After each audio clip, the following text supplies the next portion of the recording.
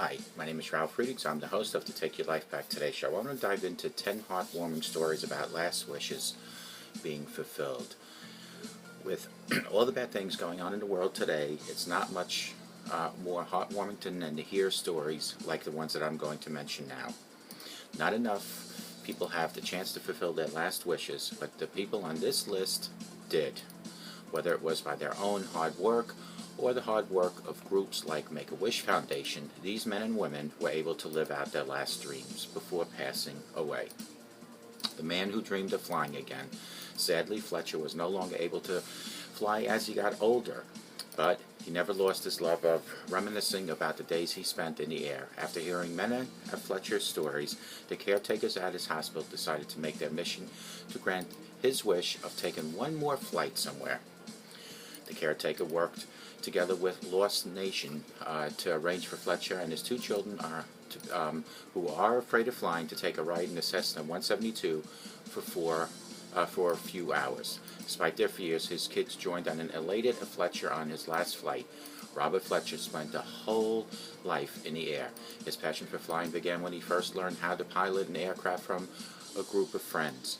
Fletcher later developed his skills while working at the Lost Nation Airport in Ohio, where he repaired and painted the planes. As a perk of the job, he would test the mechanics of the single-engine planes by performing gravity-defying spiral tricks and loops. The man who wanted to see his dog is number 2. Fortunately, McCain's paramedic, Jan Ersick, volunteered at the shelter where Eustace was taken and was able to organize one last meeting between the two. Yortzi was placed on McCain's bed and immediately began licking him all over in recognition.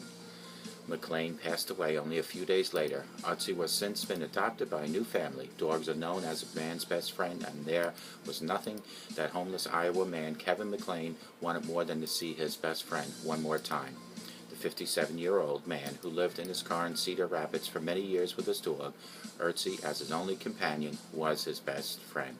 When McLean became terminally ill with lung cancer and was rushed to the hospital, Otzi was taken from him and sent to a local animal shelter. As he lay on his deathbed, McLean asked to see his dog again. The woman who wanted to see her dolphins is number 3. Linda's struggles had kept her bedridden for 20 years, only finding the strength to venture out to a local Walmart about once a month. So when the Dream Foundation heard of Linda's battle, they determined to grant her last wish to interact with dolphins. With the help of SeaWorld, they flew Linda out to San Diego to see the dolphins, giving her a reason to continue fighting to stay alive. Linda also got to fulfill her other lifelong dream to see the ocean for the first time. When Linda Hurt first discovered that she had pulmonary fibrosis, she was told that she was unlikely to live more than 5 years. Miraculously, the Wyoming native managed to beat the disease for over 2 decades. Then, at the age of 44, her condition suddenly began to deteriorate, and doctors estimate she had less than 6 months left. Then the next story is the boy who wanted to be a firefighter. His mother, Octaviana Tiroli, was eventually introduced to Linda, Paul, and Chris' gracious mother. Pauline explained that she was starting a foundation to make the last wishes of children come true and offered to make Bobsy their first formal wish. Pauling's partner, Arizona police officer Frank Shankwitz, then became by to get to know Bobsy and found out what his wish really was. Bobsy named off several dreams, including one in the hot air balloon ride, a trip to Disney World, and being a fireman. While Chris Gracious was original inspiration for Make-A-Wish Foundation, Frank Bobsy Seltzer became the first ever child to have his wish formally granted by the organization.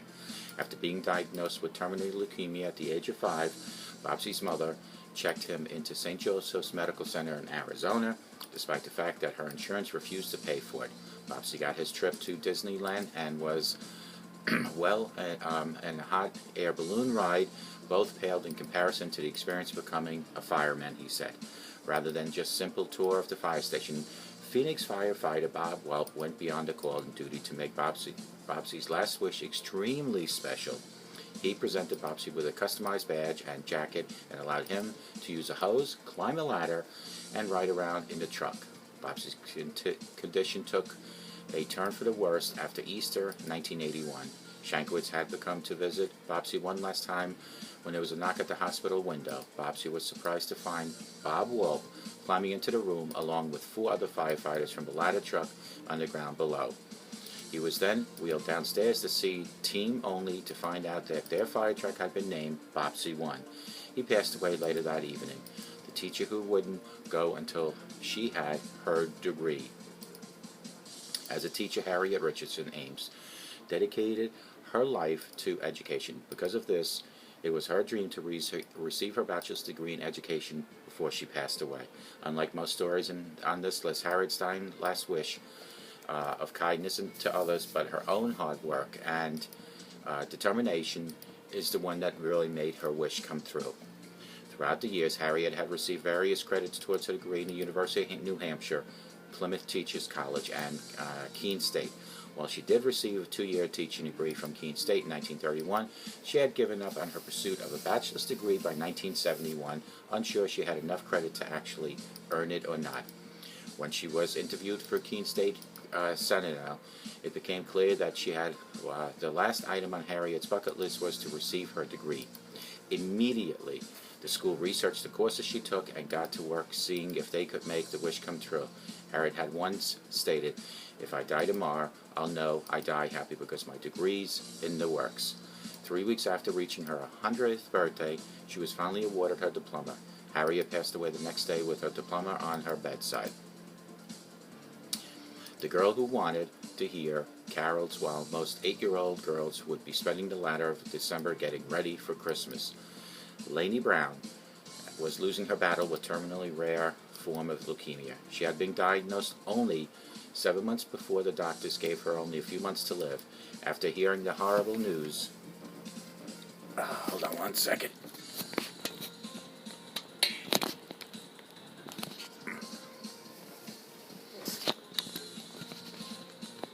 Let's fix this here first.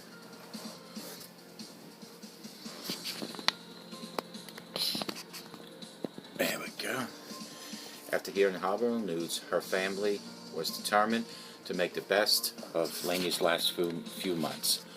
Her family was determined to work with her, getting that last wish going. Little did they know that their flight would trigger immense outpouring of support from the Pennsylvania community. Using the power of social media, the family set up a Facebook page known as Team Lainey, which soon went viral, gaining about 94,000 followers.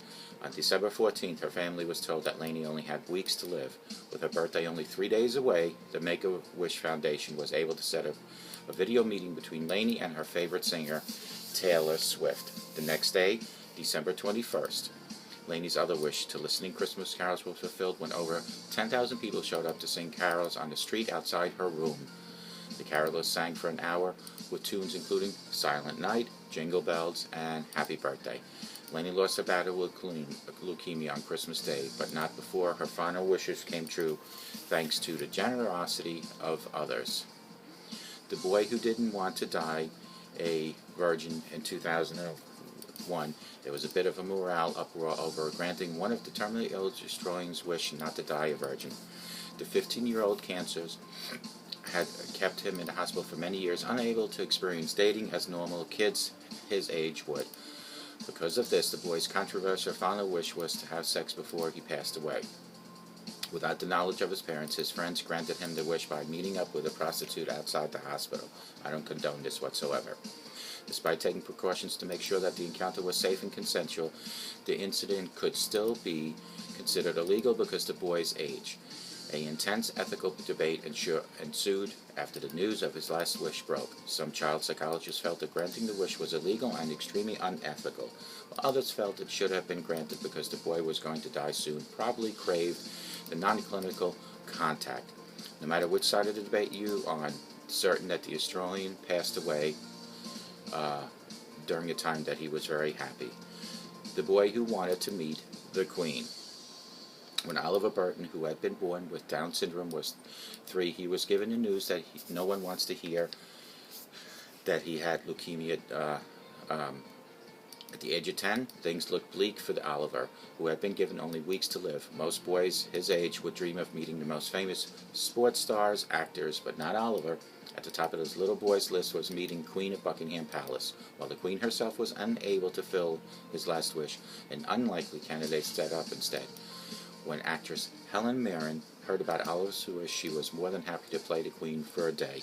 The National Children's Tumor Leukemia Center Trust arranged for Mirren to meet with Oliver and even had a limo to bring him and his family to London to watch her play in The Queen and the audience.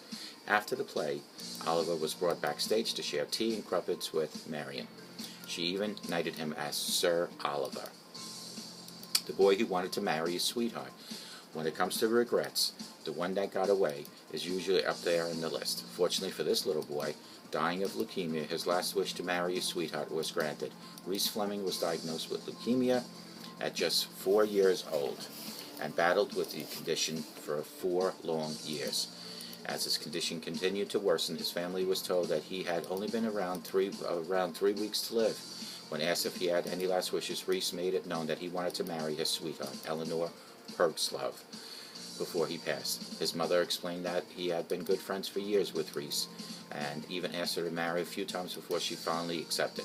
The mock wedding occurred at the Fleming house, where Reese had been moved after giving his grim prognosis.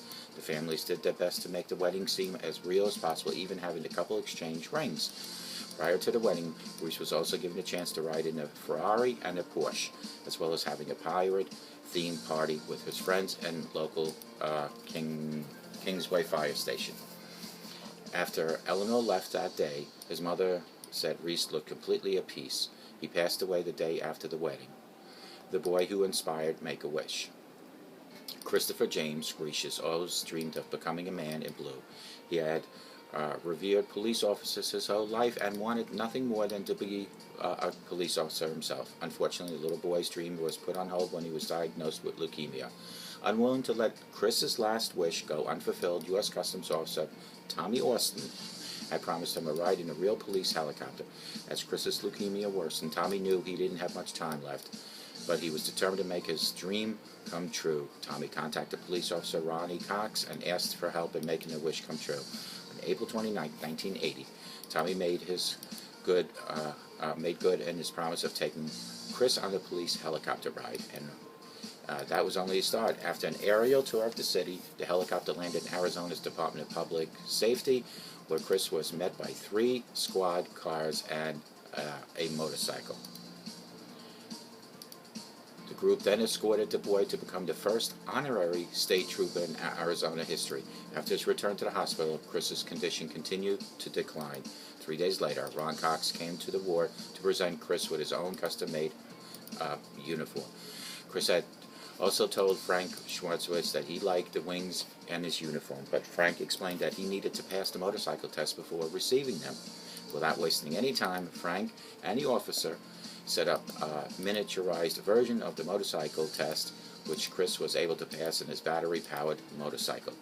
The next day, the officers were able to present him with a well-earned set of motorcycle wings. Chris passed away the following day. Many of the people Chris had touched in his short life went on to found the Make-A-Wish Foundation in his honor. These are 10 wishes that were fulfilled. My wish for you is, if you're having any situation in life, whether it be addiction, self-esteem, depression, or any other condition or any situation, my wish for you is for you to seek help. Give me a call at 844-405-HELP, and together you and I will help you take back your life today. Bye.